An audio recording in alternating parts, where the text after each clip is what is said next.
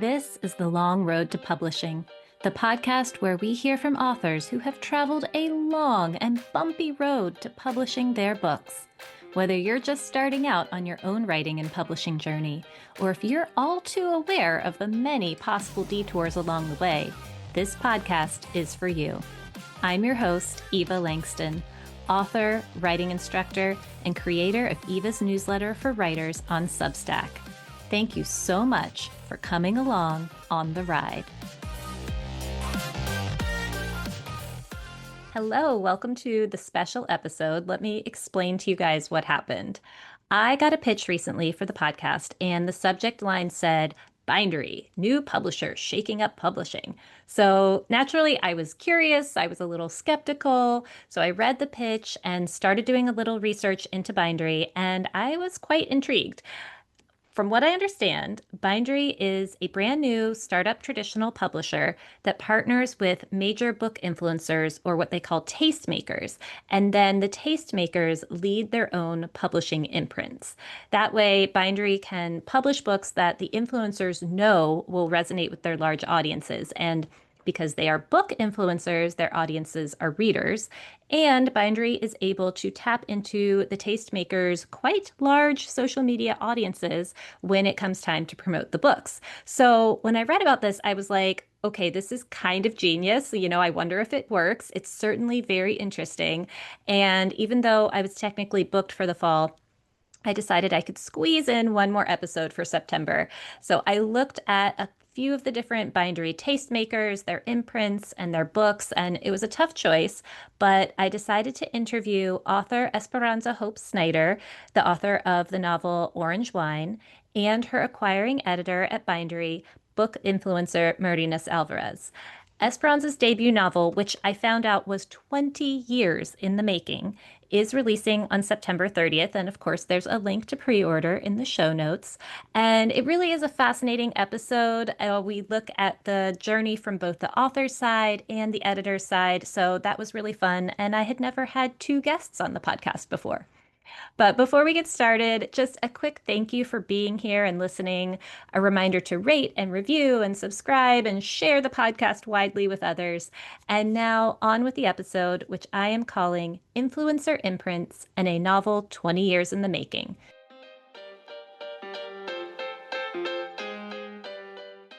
Today we have a special episode of The Long Road to Publishing because I have two guests, author Esperanza Hope Snyder and book influencer Mareas Alvarez. Mareas is the tastemaker at the head of Mareas, the imprint at Bindery Books that acquired Esperanza's debut novel, Orange Wine. So we are going to learn all about the new publishing model at Bindery Books, what a book influencer is, and of course, Esperanza's path to publishing. So welcome to you both. Thank you for having us.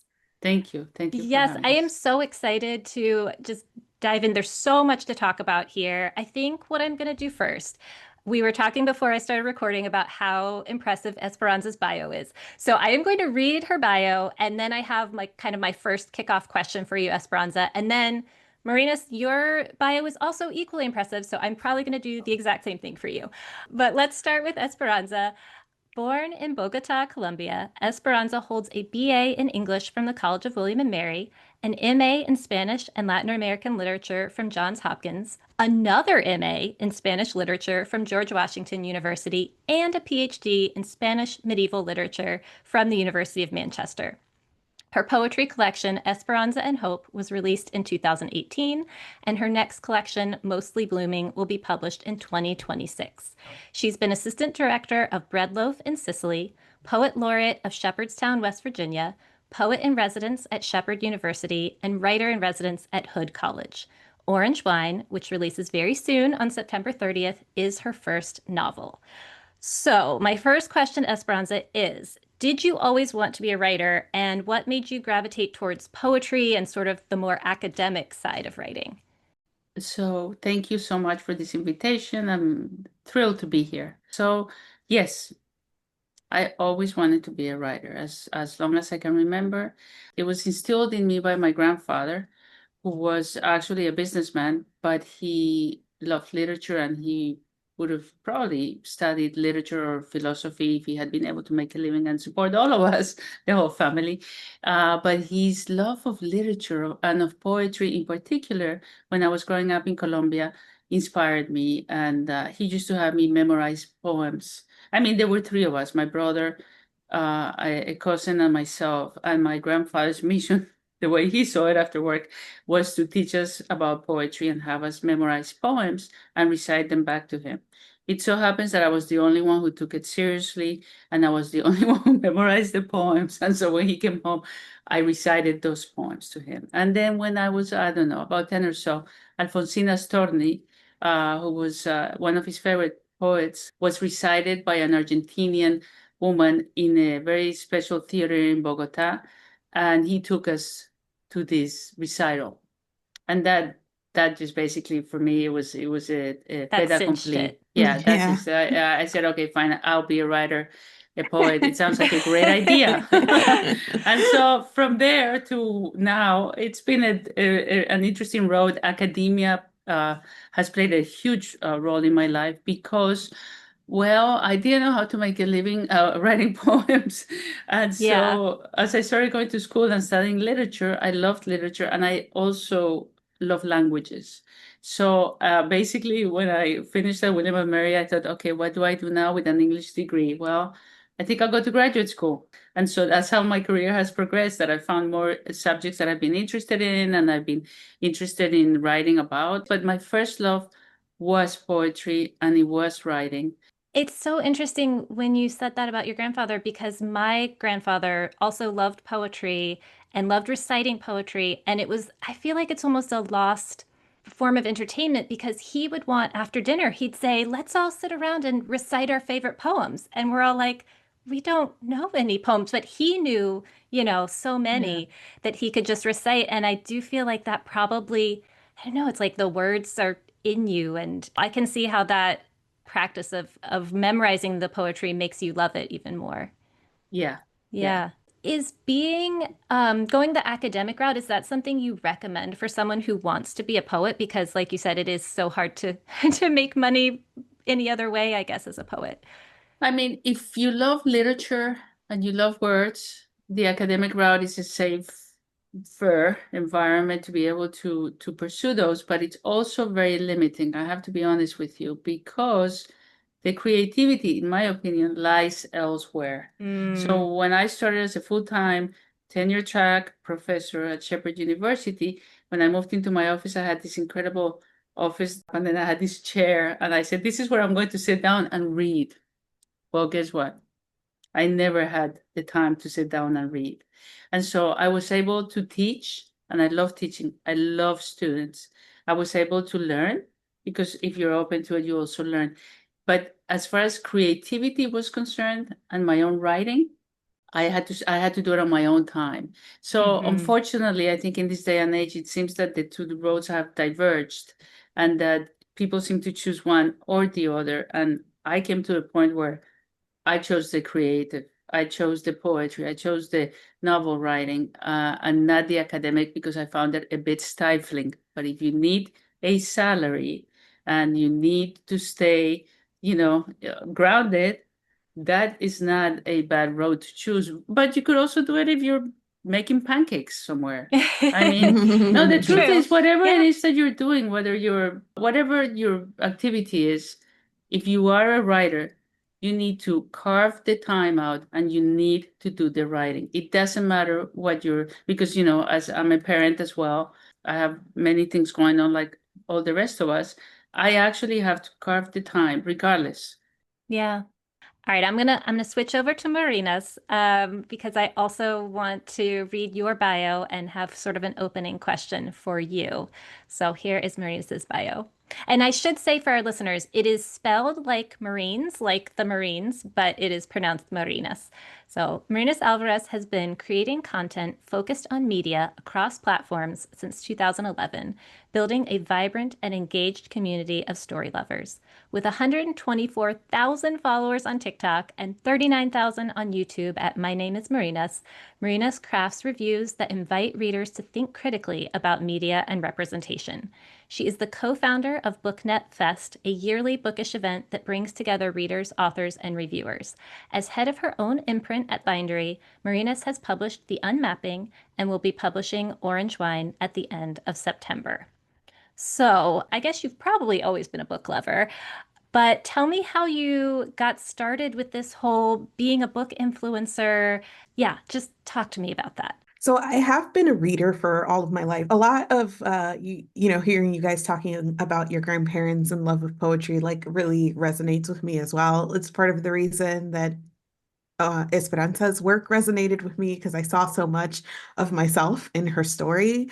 My father was the person in my life who loved creative writing. I have vivid memories of him taking us out to eat, and he would always be scribbling poems on napkins. So he had all this collection of like napkin poetry that I Oh, I love remember. that. You'd sit in the back of his car and he'd have napkins with like poems on them all over the place.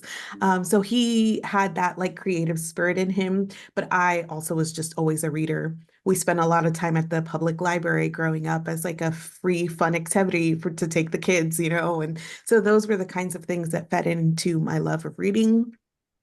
And like as far back as I can remember, just even being online, one of the first ways that I was online, very millennial of me to have like these vivid memories of, when I first started being in community online was actually a little website run by librarians in New Zealand where kids could write book reviews. Truly, how did I find this? I don't know. Whatever happened to that website, who can say? But it was like a revelation to me, at 13 years old, that there was a place that I could write reviews about the things that I was reading. And that was really kind of the spark. And, across growing up and across platforms, I had a personal blog that I would talk about what I was reading. And then YouTube came along and I was like, wait, people are talking about books on YouTube. I can do that too. And so every time there's a new platform, I'm like, are people talking about books there? And I go and I find my people. I am not on TikTok. I am ashamed to tell you. So, but I hear constantly about Book Talk, and I'm wondering, like, can you tell us what is Book Talk, and if I were like, I need to get on Book Talk and find my book people, how would I do that? Yeah, book talk is very expansive. It is like a catch-all term for anybody talking about books on TikTok. And so there really are just so many sort of niches and genres that are like spread out through book talk. So it really is about finding those people. It can be a little tricky at first, right? Because when you enter any community, sort of like the gateway is probably the best-selling things, the most popular things, and that's not necessarily what everybody is looking for. So it took me a while of sort of like navigating and searching and connecting with people to find, the books and the genres and the things that I was interested in. But if you read it, I promise you, someone on TikTok is talking about it. Well, and it is true that like when you finish something, if it made us any sort of impression, you're like, oh my gosh, what do other people think of this? Are they having the same reactions as me? So I can definitely understand the impulse of wanting to find other people who have read that same thing and being in community with them. How did you build up such a big following? Uh, I guess it's been a long time. It definitely wasn't like an overnight success story, but just that consistency of every time I do finish a book, I'm like, okay, now I have to go talk to people about it. A lot of like transparency and honesty, I think. I give very honest reviews. And I think that people over time have really appreciated that and just truly, truly interested in building community. So, I've thought a lot about how do we take these online interactions and turn them into things that are a little deeper, right? So I have a Discord community and I created an in-person event so that we could all meet up once a year and just really making sure to make those connections stronger and a little deeper. And I think that's definitely been a part of why I've been doing this for so long. And I have been able to grow my platform. Where and your festival, is it in Florida? Because I think you're based in Florida. I'm in Yeah. Florida. It's in Orlando, Florida. Okay, so you can hit up the, what is it called? Booknet Fest and then go to Disney. Yeah, exactly. Very cool. I guess we can go ahead to where your stories start to overlap because I wanted to ask Esperanza, was Orange Wine your first attempt at writing a novel, or had you tried writing other manuscripts before? No, Orange Wine was my first attempt at writing a novel. I made the decision. I mean, the story had always, as you understand, both of you, you have a story and you keep it in your head, and it becomes part of you. And so it had been for many many years that probably ever since I was at William and Mary as an English major, because I did take a creative poetry writing class over there, and I didn't do that well, by the way. But anyway, that's a different story. But I didn't give up, obviously. But I always wanted to write, especially as I started having children. I thought, okay, so my first daughter was born in Italy, and then my other two children were born in the U.S. And when my son was born, I thought, how are they going to know about what my life was like in Colombia? What it was like to grow up, what my grandfather did, what my grandmother did, what that world, which is a fascinating, interesting, bizarre, lovable world. What would it said like? Here they're growing up like the first one is in Tuscany for 5 years, and then here, and the other two in the US. And I'm thinking, well, this is what I can do for them. I can share this world with them. And that's how I started writing orange wine. And my grandfather used to make orange wine. So it started with the whole idea of having orange wine at the table and our meals together. And then the unusual relationship between my grandfather and my mother. And then everybody, when I started looking at them as a writer, I thought, wow, these people were all unusual, not just my grandparents. This is Great like, characters. yeah, no wonder Garcia Marquez. Oh, that's nothing, right? So anyway, so that's really, and so that was when I was early on in my as a professor, tenure track professor. I thought, I need to write this novel. It's been an interesting, long journey. Well, So. that is what this podcast is all about, is the long journey. So I would love to know, can you estimate about how long you think it took to write the novel, or do you want to tell us a little bit about the journey to writing it? With revisions, including revisions after Marina's suggestions, excellent suggestions, I would say 20 years. I started with the idea. I knew what I was going to say, but it matured like a good wine. Like a Mm-hmm. good wine, it matured. And as I had my own experiences and I looked at my life in a different way, and I looked at my Colombian childhood in a different way, it just it grew more branches, it became richer. And then with Marina's at the end, with her suggestions and excellent, I mean, what a fabulous reader you are, if I may say this now. I mean, honestly, when she started asking me these questions, I thought, okay, she gets it. She's right. And so I went back, and the final revision was right after we spoke. And so I would say 20 years. Yeah. Yeah, I mean, sometimes I know it's hard for people to figure out because they're like, well, gosh, when did I even first have the idea? And then it was marinating for so long. And then, the actual writing and the drafts. And yeah, it can be a very long process. But I guess in the meantime, you were still writing poetry and you had, your poetry book come out in 2018. And so you were doing other writing projects as I guess you were working on this in the background. Yeah, I was actually when I went to Breadlove for the first time as a participant, and I believe it was in 2002, the manuscript that I submitted was Orange Wine. Oh, wow. So Yeah. even back in 2002, oh That my was my goodness. manuscript, and I got accepted. I didn't know much about Breadlove, I confess now, because basically I looked up, I was the professor and I was looking for the summer conference, and I found several and I chose Breadlove, and so I submitted Orange Wine. By the time I came back from Breadlove, I started writing poetry because I had some fascinating experiences there with poetry with Michael Collier. Actually, really, he gave a workshop. I really liked, connected with the way he taught, with what he was saying, and I thought, you know what, it's been a long time. Let me go back to poetry. But Orange One was always in the background, and it was always living and changing and adapting. Well, how exciting that it's finally going to be out in the world after all this time. Do you want to give us just the little elevator pitch so people know what it's about? Well, I think Marines would probably be better at that, but I'll give it a try. Maybe we'll ask, okay, Marinas, do you want to give us the elevator pitch for Orange Wine? Sure. So Orange Wine is set in the early 20th century in Colombia. It follows a woman named Inés, who is it is the story of her life. And she's really kind of going between all of these forces in her life about duty, about family, about the influence of the Catholic Church, about the influence of her family in terms of how she should live her life.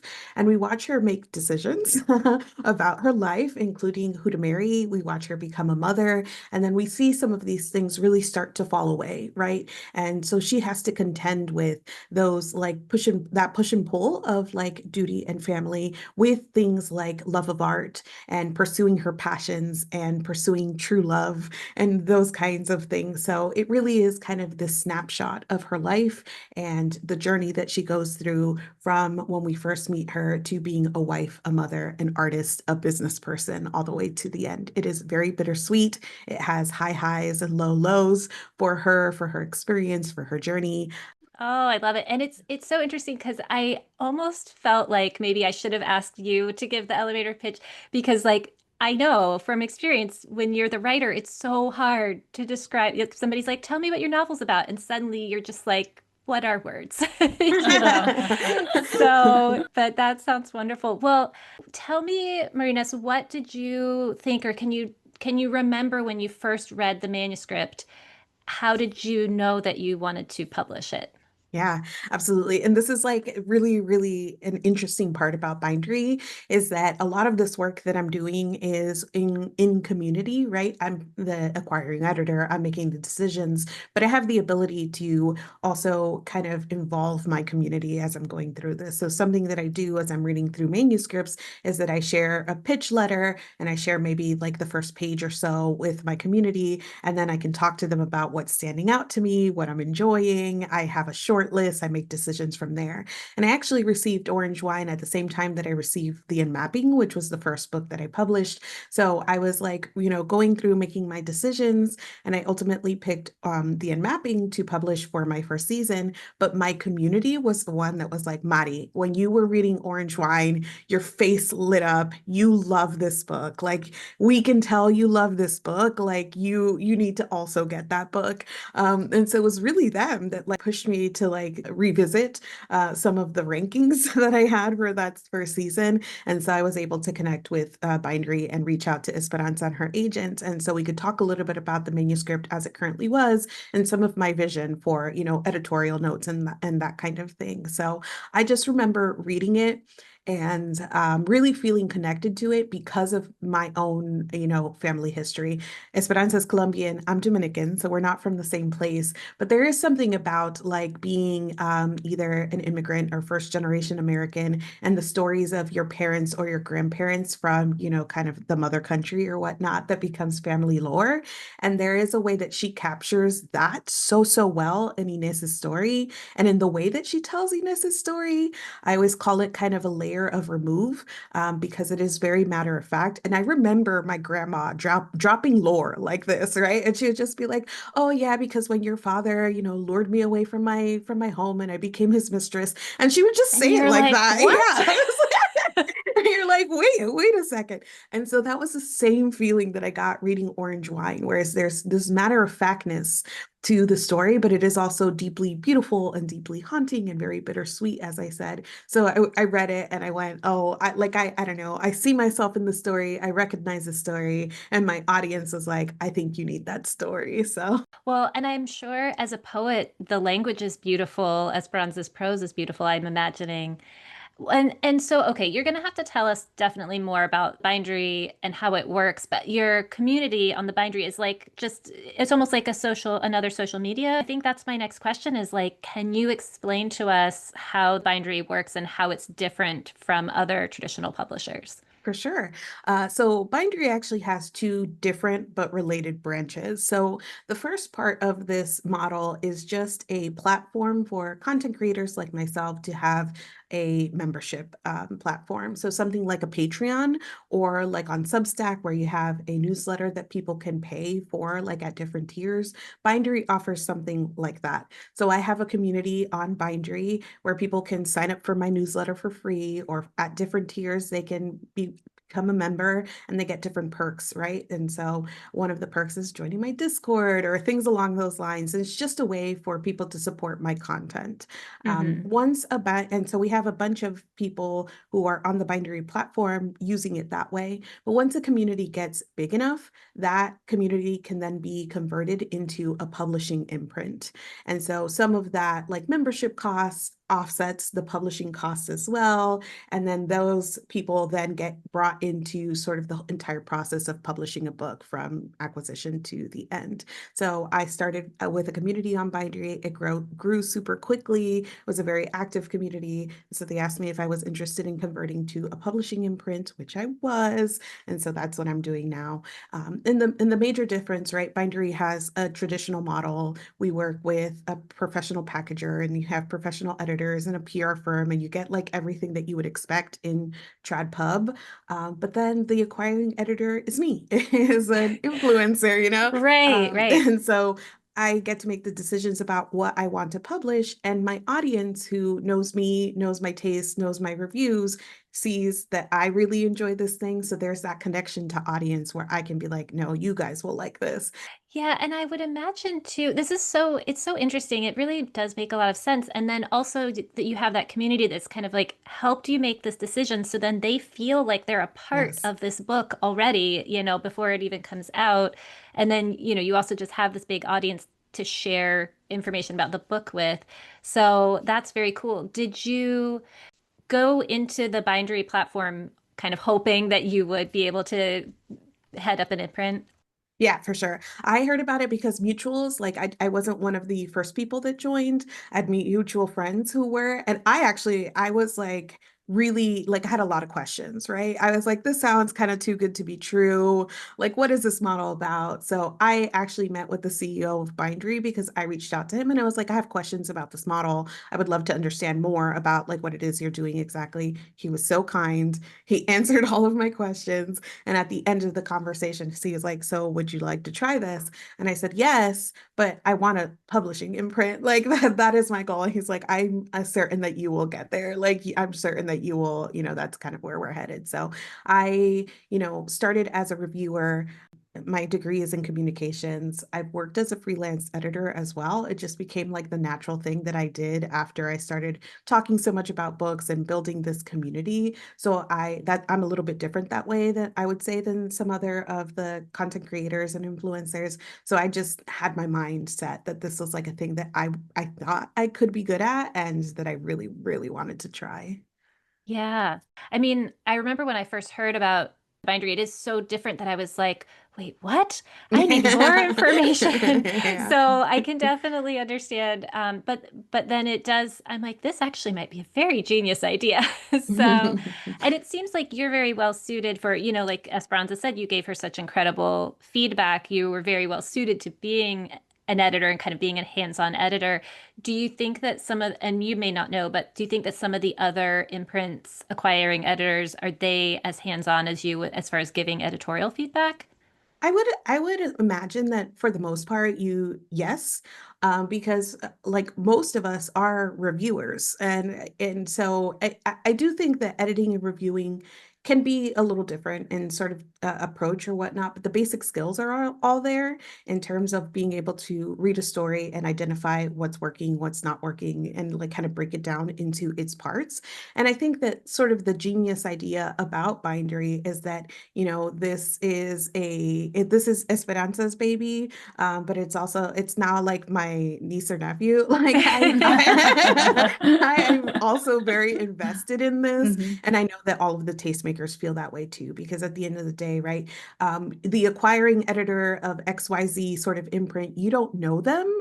Like the average reader doesn't know who that person is, but I'm the acquiring editor of Mareas, and my audience does know me. So there's like a level of investment there and of like taking Hmm. care and being really, really invested in making sure that this is the best product that it can be. Yeah, yeah. Well, I want to go back to Esperanza. How did you find out about Bindery? Or you mentioned your agent. So I am curious to know, when did you get an agent? Was it with Orange Wine or was it before then? So when I thought Orange Wine was ready, and I was at the Latino Writers Conference in Albuquerque, New Mexico, I met a woman from New York, from an agency, an important agency, and she said, "Oh, I'll read it. I'll give I'm very interested. This and that and the other." So then she read it, and I received a letter from her saying, I liked it, all the, well written, this and that and the other, but I just couldn't understand Inez. You just need to like basically change her story or her point of view or whatever. And that's when I was like, oh no. So of course I refused to do that, and put it aside. And so then, through the Bread Love in Sicily conference, I've been fortunate to meet many writers and agents and so on. And Madison Smartbell was in Sicily teaching a workshop, and a friend of mine who knew him and had great respect for him mentioned, well, Madison also helps writers. I didn't know this because this was not what he was there about, but I remember that. So then I wrote a play titled The Back Room, and a former student of mine who is in LA and who has been directing, and he has directed a couple of films. When he read the play, he said, I'm going to make a film. Now, it hasn't happened, but now and then he comes back to me and he says, I talked to Eva Longoria. She knows somebody, but so you know how that whole world is. We got very close at one point. And then this guy I was talking to, who was a friend of a friend, said, "You need an agent. You cannot, even if it's your former student and you adore him, you cannot sign a contract for a film without an agent." And then I started looking and got a lot of no replies, no replies, or no, this doesn't work for me, or whatever. Yeah, and who do you even look for, like a literary agent or a film agent at that point? I was looking for literary who also could do film. Mm-hmm. But then I remembered Madison that it had been mentioned, so I looked him up and I thought, oh my gosh, he like he's with the Panda Literary and all that, and I said, well, I know him. I met him in Sicily, and he used to speak French to me, and I answered in Italian. We just connected, and it was very friendly. He's such a special person. So I wrote him and I said, here's the deal. And so he said, I cannot take you on right now, but send it to me. And I sent him the script for the film, and he said, okay. And then he said, do you have anything else? And I said, well, I have this novel. And that's when I sent him Orange Wine, and he loved it. And so he said, okay, we're going to work on everything. And then Orange Wine is the one that took off. And then I have another novel I sent to him that he also really liked, and so on. I see. So he knew to submit it to Bindery. He was the one who submitted it to Bindery, and he called me one day and he said, okay, we got this email asking if we still, you know, if it's still available, and that's it. Yeah, but it was Madison, and I feel I've been very fortunate. It's taken me a long time, but the people who have become involved, like Madison, like Marines, I mean, they're the right people. I'm just so grateful that it didn't happen before, because I think this is the right timing and the right Hmm. people. Yeah. Marinas, do writers have to have an agent to submit their work to Bindery? So we do have a what we call pitch fest a couple times a year. So our submissions for agented work is open year round, just kind of like any other traditional publisher. But a couple times a year we have pitch fest, and people who don't have agents can submit directly to Bindery. So if people are interested, they can go to binderybooks.com and sign up for the email newslet alerts. And every time we have open for Pitch Fest, you'll get an alert. And so you know that you can kind of take advantage of that. And there are a lot of my sister imprints who have found work through Pitch Fest. So it's been really, really cool to see them also get the opportunity to publish, find agents because they sold this work, and continue to grow their careers. Yeah, that's very cool. Are you feeling like, because I know I hear so much about editors in regular traditional publishing being totally overwhelmed by submissions. Are you feeling overwhelmed by submissions? I I think that we have been pretty smart. Like right now, I go on and off. Right now, I'm closed to submissions because I have my book for summer 2026 coming out. I have one for spring 27 coming out. So I've kind of closed. So we're good about kind of making sure that we're feeding things appropriately. But yes, it even in just seeing from one season to the next, right? Because Bindery was new, and I think that there was still a lot of hesitation around the model and whether or not this would work and kind of waiting and seeing. So season over season, just seeing how many more submissions that we are getting has been really, really rewarding and wonderful. And I know, like me personally, I just take so much care with my submissions because I mean I'm not doing this full time either, right? This is which is different, I think, than an acquiring editor at another place. So I take so much time with my submissions. I really, really am kind of looking for the diamond in the rough or something a little left of market or, something that might not have a chance somewhere else. So Yeah. Well, so what would you say is your taste, or what sort of things do you look for in your submission pile?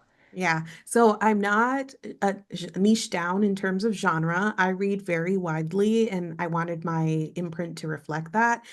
The Unmapping is a literary speculative novel. Orange Wine is a historical Latina realism novel. My third book, Our Sister's Keeper, is a Southern Gothic psychological horror. So I'm all over the place in terms of genre. But the thing that I'm really looking for is good writing. I want something that has a real narrative voice, and I want something that is very thematically rich. I'm promising my audience, right? I don't know if you will love this, but love this or hate this, you will think about it, is kind of what Mhm. I'm promising my audience, is that there's something there that is thematically resonant. So those are kind of the main things that I'm looking for. I love something also that is genre blended, right? And so Oh, I love that too. yeah, all of my picks kind of sit on the cusp of something and something else. So my other question about being an acquiring editor is I know at other places it's like the acquiring editor might be like, oh, I love this, but it has to pass the editorial board, or, it Mhm. has to go to the acquisitions board, and then maybe it doesn't get through. For you, is it like, if I love it, it's good to go? Yes, Bindery is super supportive. It's very much like if you like it, I love it at Bindery. Because again, the model very much is that I have to love this, and I have to think that my audience will love this, right? There's a buy-in then there from me as the acquiring editor. I will say that every season I learn something new about like publishing as a process, and I start thinking more about like, okay, who is my audience, and like how will we market this, and those kinds of things. So every season, I feel like you get better and better at identifying those things. But the number one thing that I'm always thinking about is, do I love this? And if I love this, Bindery is behind me 100%. Oh, that's great. That's got to be a good feeling. It Yeah. is. Okay, so I want to hear from you, Esperanza, about, well, I mean, you talked a little bit, I guess, about getting really great feedback from Marinas, but what has your experience been like? Well, I have to say that it's been fantastic. Beginning with Marines, with the meeting that we had, with the conversation, with seeing her understanding, her intellectual acuity, her interest in the story, and then the way she understood the characters.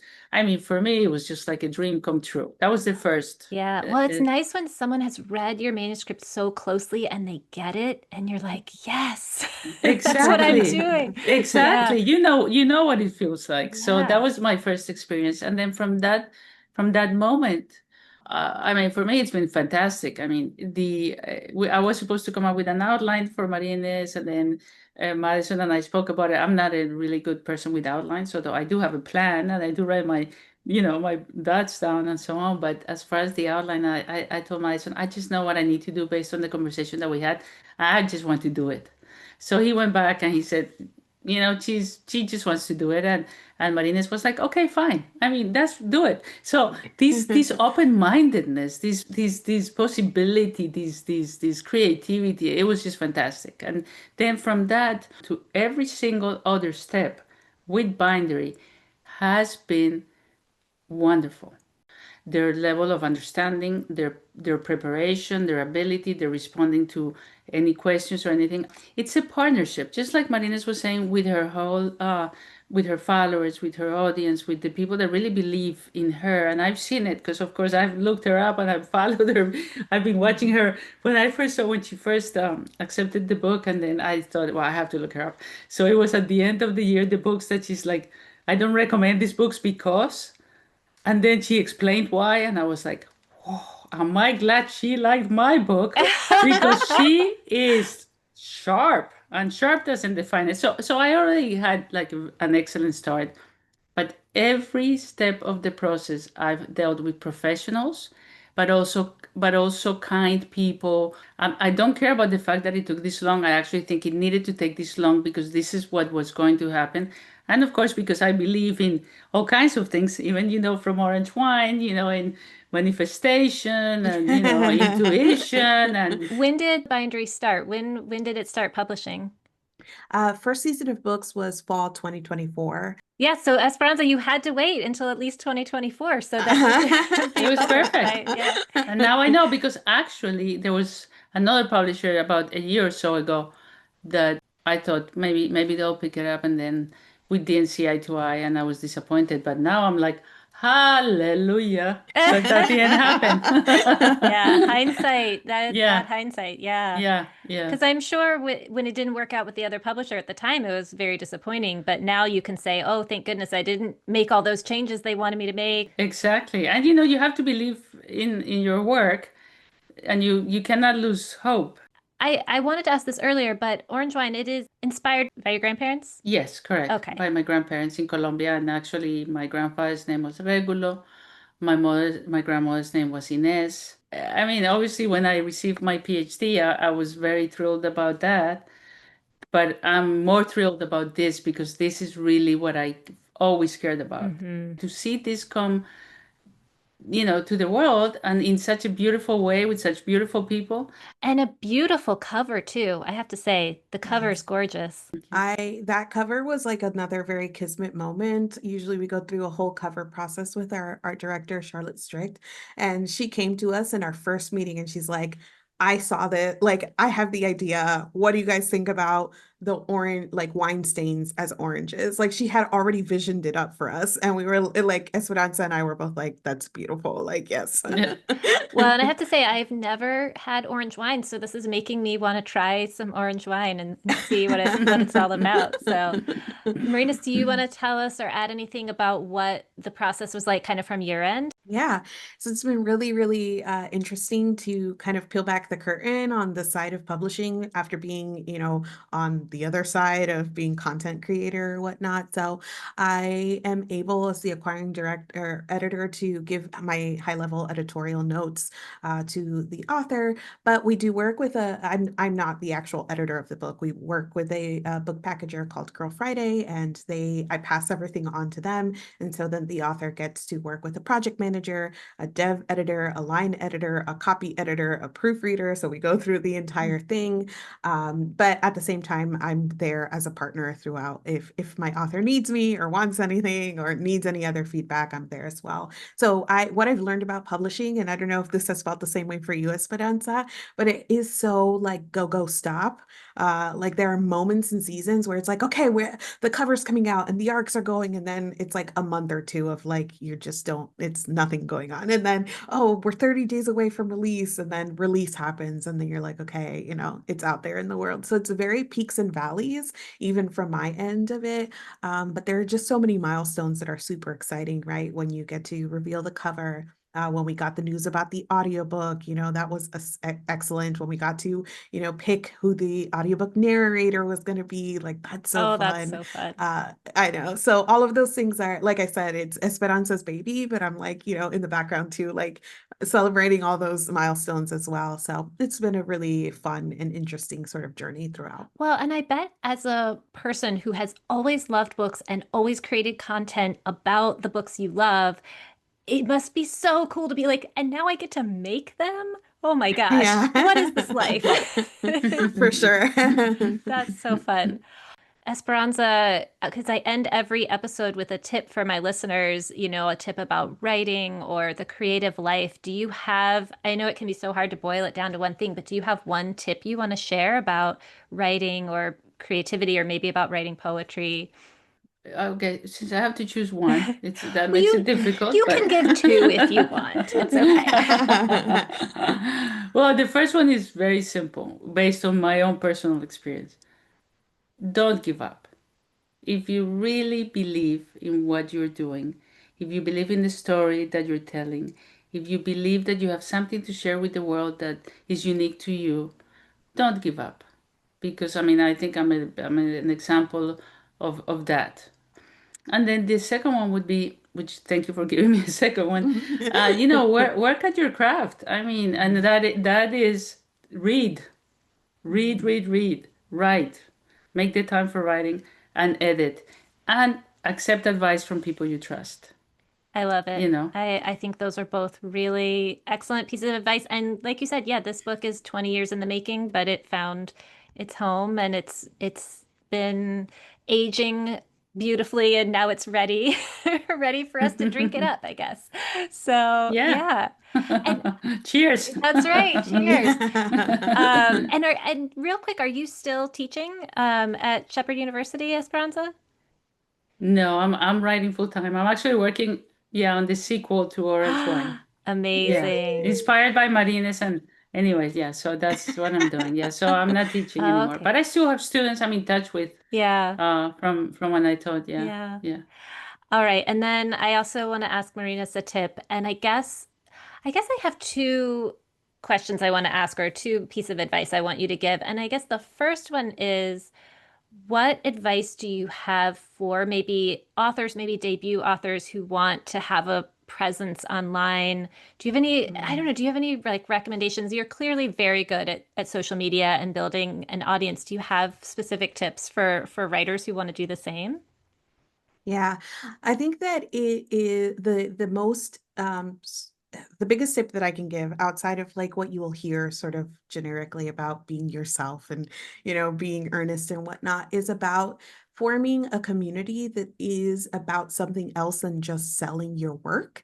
Mm, The book community as it exists online is a community primarily of readers who are relating to each other on that sort of level. And so if you are trying to enter that community with the specific goal of selling your work, you're going to feel like the door-to-door salesman, and that content's not going to go anywhere and nobody's going to appreciate it because you're interrupting, sort of what else is happening. And so you have to really think about like how you want to relate to your audience. You're a writer, you're a reader, you also love books. So how can you relate to the audience that you are trying to capture? And also about like, kind of building that community and that audience sort of brick by brick. A lot of times when people, they kind of shoot their shot of like, connecting, let's say, with content creators or becoming parts of communities, they kind of want to go to the top, right? You go to the person with 1 million followers. That person has 1 million DMs and they get sent books every day. And that you're like kind of a needle in a haystack at that point. But if you start building with the people kind of at, who are also just starting like you, building that community of writers, building that community of debut authors, building a community of readers who are passionate about your work, that is going to be so much more effective and valuable in the long run because as you grow, they will follow you. Yeah, mm, I think that makes a lot of sense. I always feel like when I'm doing things in the social media context, when I make it less about myself, people like it Mhm. more, So yeah, or like how can you, yeah, just be interested in what other people are doing. Yeah. And then I guess also my other question as a reader who really reads critically and has been doing reviews ever since you were 13 years old, if a writer wants to write something that is really going to grab a reader's attention, or maybe you can just speak personally for yourself, like what really makes you be like, ooh, this is a book I want to read? I don't know. Do you have any tips on that? I think that it kind of goes hand in hand with what Esperanza said about building your craft. I think that a lot of times I think of this about myself too. I'm not an author or an aspiring author, but when you're a reader, right, even I collect ideas and I'm like, oh, a book about that would be good. But sometimes the idea in your head and like the ability that you have to tell the story aren't matched up yet. And Yes. so I think that building your craft is really important until you get to the point where you can tell the story that you want to tell. Because for me, because I read widely, I'm not looking for one thing, right? It doesn't matter genre. It doesn't matter if it's character led. It doesn't matter if it's plot led. It doesn't matter if it's setting led. I love all those kinds of stories if they're told well. Hmm. And I think that building your craft is super important to that. And I think that a thing that authors and in manuscripts that I see all the time that I wish that I could give a tip to authors to like really think about that is where you start your story, Hmm. where you end your story. Are you telling your story within the right parameters? Because a lot of times as authors, you have this full view of your story, your work, your world, I should say, your characters. You probably know about more about those characters and anyone, their astrology, their likes and dislikes, but not all of that makes it to the book. So kind of having the full view of what your story is and what actually makes it into the book and what the beginning, middle, and end of that story is so, so, so important. And usually when I'm bouncing off a manuscript is because I'm reading a first chapter that did not start in the right place. Hmm. Yeah, I feel like there's, and I'm probably going to misquote it, but there's like a screenwriting tip that's like, arrive late, leave early, or something like that. And I've started really thinking about that when I write my scenes of like, when's the latest I can start this? And now I don't need to stick around until things peter out. Like, get out of there, you know. Esperanza, when you had your play turned into a film, did you do that? Did you write the film script, or did your student turn it into a film script? Actually, I did. I did it, and I collaborated with Oscar.